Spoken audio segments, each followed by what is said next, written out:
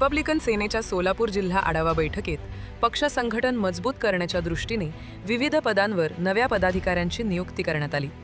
यावेळी जिल्हाध्यक्ष अमित कांबळे यांच्या हस्ते नियुक्तीपत्रांचे वितरण करण्यात आले।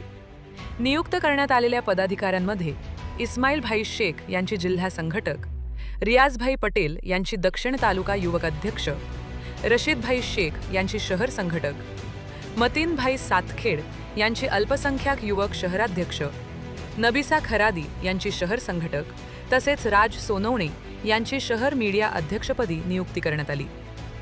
नवनियुक्त पदाधिकाऱ्यांचे उपस्थित कार्यकर्त्यांनी जल्लोषात स्वागत केले। संघटना अधिक मजबूत करण्यासाठी आणि पक्षाची विचारधारा तळागाळापर्यंत पोहोचवण्यासाठी सर्वांनी एकजुटीने काम करण्याचा निर्धार व्यक्त केला।